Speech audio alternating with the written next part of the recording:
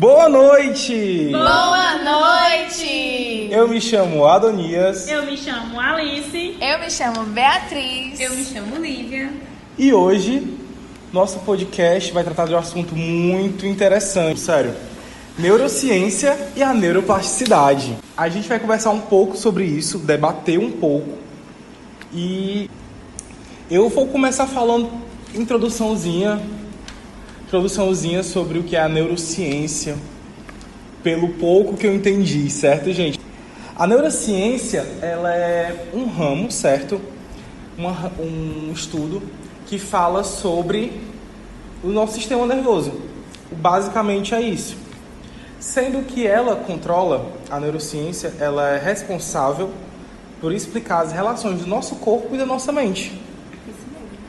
E é de uma forma tão simples assim, sendo que é muito mais complexo do que só explicar isso. Bem abrangente, né? Muito abrangente a neurociência. E para começar, eu quero saber por que todo canto a gente fala de neurociência. Porque já ouvi falar sobre neuromarketing, neuropsicologia. Muitas matérias, muitos estudos têm a neuro no começo. Quem pode falar um pouco sobre isso pra mim? Eu vou falar um pouco sobre isso pra você. Bora lá, Lívia. Um dos principais motivos é porque ela é interdisciplinar, certo? Contudo, um dos cinco campos dos estudos da neurociência é a neurociência comportamental, que ela é dedicada a entender o comportamento humano. Então, ela vai estar em todas as disciplinas. Vai estar na química, na física, na medicina, na educação, inclusive no marketing. Muito massa. Interessante isso daí. Mas tu falou agora do marketing. O que é que tem a ver a neurociência com o marketing, Lívia?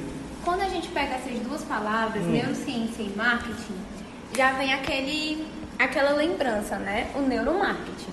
Sim. Que é basicamente o estudo do comportamento do consumidor. Então, quando você pensa neurociência e você pensa sistema nervoso, automaticamente vem comportamento. Sim. E é isso que o neuromarketing faz. Ele estuda o comportamento para que sejam traçadas as estratégias de marketing. Né? Muito bom. Muito legal. Interessante. E a gente vai aprofundar um pouco mais agora, certo? Eu vi também que tem a ver com neuroplasticidade, também que é nosso tema de hoje. Quem vai falar sobre isso pra mim hoje, com a gente aqui? Eu posso falar. Pronto, Bia. Pronto, então a gente vamos entender um pouquinho mais do que é a neuroplasticidade, né? Isso. Assim como a neurociência, né, como se fosse um gancho. A neuroplasticidade é um gancho da neurociência. E o que é, né? O que é isso? Tá mais presente no nosso dia a dia do que a gente imagina. Porque é nada mais nada menos do que a capacidade do nosso cérebro de se adaptar a novos comportamentos. É basicamente isso. Quando a gente sofre emoções diferentes, está em ambientes diferentes, essas adaptações que acontecem no nosso cérebro se chama de neuroplasticidade. Muito interessante. Bacana, né? Demais. É como se fosse a modificação do nosso comportamento, né? Conforme a gente vai modificando o nosso comportamento, essas, mais cientificamente falando, né? O principal mecanismo do nosso sistema nervoso são as sinapses, que são o quê? De forma simples, são a conexões de 2 ou mais neurônios, né? Que são responsáveis por essas transformações. É importante a gente falar disso porque tá dentro da neuroplasticidade, né? Que daqui a pouco a nossa amiga vai falar um pouco mais, né, sobre esses pontos, mas basicamente é isso. Ela estimula a adaptação do nosso cérebro a várias variações de situações, como eu falei, de comportamentos e tudo mais. É como se fosse graças à plasticidade que as pessoas evoluem.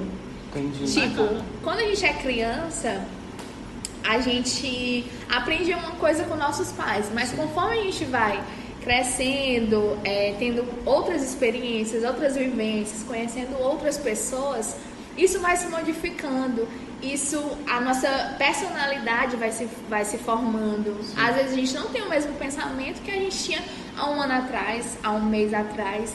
E isso que acontece dentro da gente é a neuroplasticidade. Muito bom. Bacana, E é viu? super engraçado essa conexão que elas duas têm, que é justamente a mudança, né? A neurociência Exatamente. mais para a parte do comportamento, como você disse, e a neuroplasticidade também. E ela também traz a questão da regeneração por forma de lesões no cérebro, Sim. né? Então a neuroplasticidade ela ela também faz essa ajuda. parte. Tipo, ela também está presente no tratamento de, às vezes, a pessoa sofreu um lesão. acidente, uma lesão. Então, ela ajuda a pessoa a trazer de volta aqueles movimentos, aquele pensamento. Na verdade, ela é justamente a capacidade que o nosso cérebro tem de se recuperar dessas Sim. lesões. Isso, de se renovar, de se adaptar. A palavra é muito essa, interessante. adaptação, né? Adaptação. Isso é muito bom. Muito bom também saber, certo? Como é... Desculpa, como é que eu posso falar? Os tipos, porque eu vi que a Bia falou que tem vários tipos de neuroplasticidade. Exatamente, Adonias. A neuroplasticidade ela tem 5 tipos. Eu vou falar um pouco delas, tá? São axônica, dendrítica, somática, sináptica e regenerativa. Eu vou falar um pouco de cada tipo dessas neuroplasticidades. Bacana. A axônica é considerada a primeira plasticidade e é fundamental para o ser humano, tá? Tipo, a plasticidade dendrítica acontece na fase inicial de desenvolvimento e refere-se às alterações de comprimento e densidade das espinhas dendríticas. No caso, a criança quando está se formando, seria basicamente essa daí, né? Exatamente, a dendrítica, exatamente. A plasticidade somática, por exemplo, ela está presente apenas no sistema nervoso do embrião e tem relação com a proliferação e a morte das células nervosas. A plasticidade sináptica refere-se às sinapses relacionadas à resposta ao estímulo externo e interno, por exemplo, né? E a regenerativa, ela está presente principalmente no sistema nervoso periférico e neuroplasticidade regenerativa. Acredito que são justamente os tipos que ajudam no que a gente falou das recuperações Sim. de lesões, né? De ter sido danificado e hoje a ciência ela já traz essa possibilidade de recuperação, que era algo que não existia, Antigamente, hoje em dia a nossa medicina está bem avançada, né? Exatamente. O cérebro em si já é bem mais conhecido do que foi há Há muito algum tempo. Era um mistério, né? Ainda existem capacidades que talvez a gente não conheça, Sim. mas hoje em ainda dia... podem ser alcançadas, né? Exatamente. Mas que já foi muito evoluído. Muito. Que tinha muito mistério em relação a como tratar algumas, vamos dizer, algumas lesões, certo? Por exemplo, o AVC. Tinha muito mistério como se tratava AVC. Hoje em dia já tem tanta forma, fisioterapia, como também... Tem a prevenção também, sim, né? com Como se prevenir certeza. de um AVC, né? Sim, sim. A própria ressonância magnética, Sim. ela veio para revolucionar, né? Sim, verdade. E também a pessoa que já teve, ela não fica, como é que eu posso dizer, solta. Porque tem várias formas de recuperar os movimentos, recuperar a lesão no cérebro. Tipo a fisioterapia Isso. mesmo, formas de estimular. Estimular o corpo e a mente. Isso. A trabalharem juntos, tem né? até tratamentos que eu estava lendo que colocam eletrodos no cérebro para poder estimular de novo a se reconectarem para poder voltar a funcionar direitinho e tudo mais. É muito bacana. Porque o AVC, desculpa, tá te Sem problema, pode falar. Ele, tipo assim, quando a pessoa tem um AVC, geralmente elas vêm com alguma sequela, né? Sim. E a nossa medicina hoje já está tão avançada que a gente tem tipo um tratamento para realmente a pessoa voltar ao normal, como você estava falando, sobre para colocar lá no cérebro, para estimular e etc. Então, Bia, me explica um pouco como é que a gente pode estimular a neuroplasticidade. Pronto, Adanias.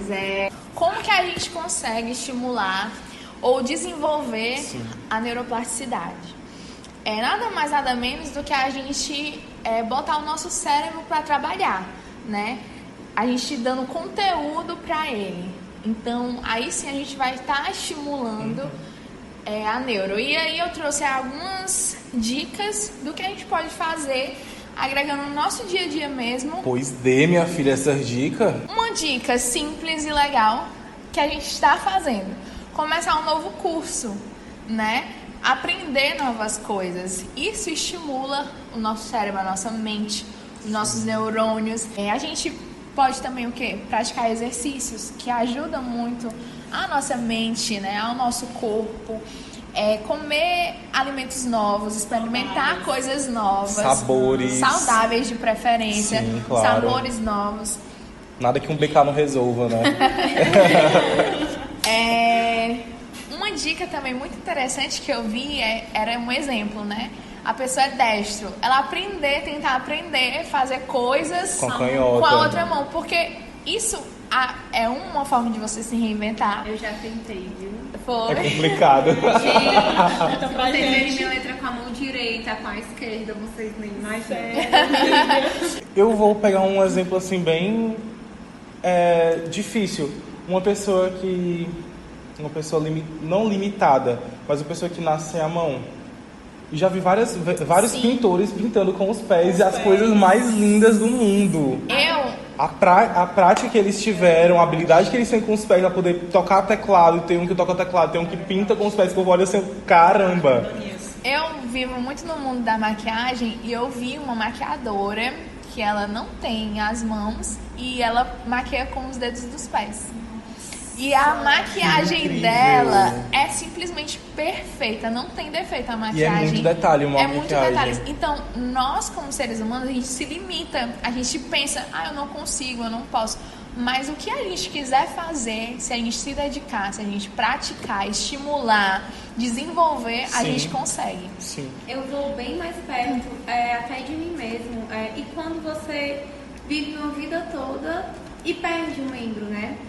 Eu passei por isso em novembro com meu pai e é incrível, tipo, ele precisou amputar a perna esquerda dele, ele sofreu um acidente de moto, foi muito grave, enfim. Mas ver todo o processo de readaptação, sabe, ele passou muito tempo na UTI, então a pessoa fica mesmo parada justamente por falta dos estímulos. Sim.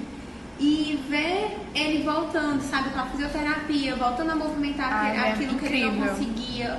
Ver hoje ele andando com as muletas, como você olha pra ele, parece que a vida dele inteira foi daquele jeito, e não foi, tipo, ele viveu mais de 50 anos. Teve que se adaptar a isso, exatamente, né? Então, o nosso cérebro, ele tem uma capacidade muito grande. Muito mais além do que a gente imagina.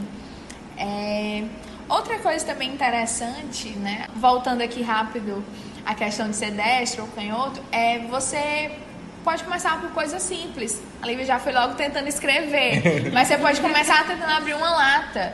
Né? Uma lata de leite condensado.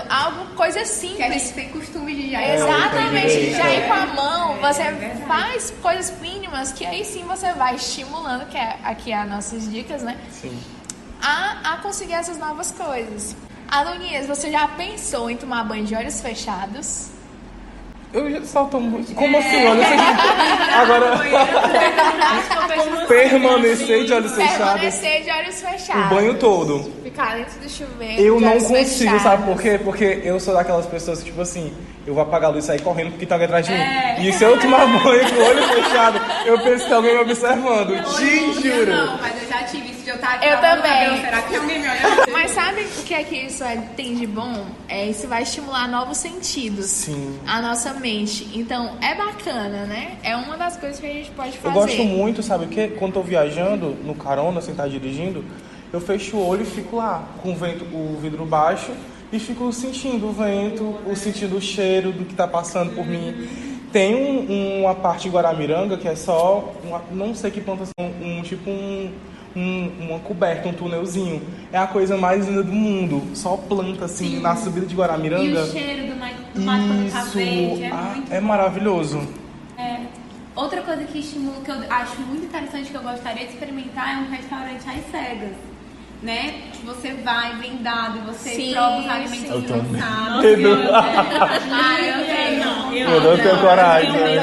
Eu sou muito medrosa. Que você sabe o que tem o que está no menu. Comida exótica não, né? Não, eu não quero comer uma cobra. Meu Deus.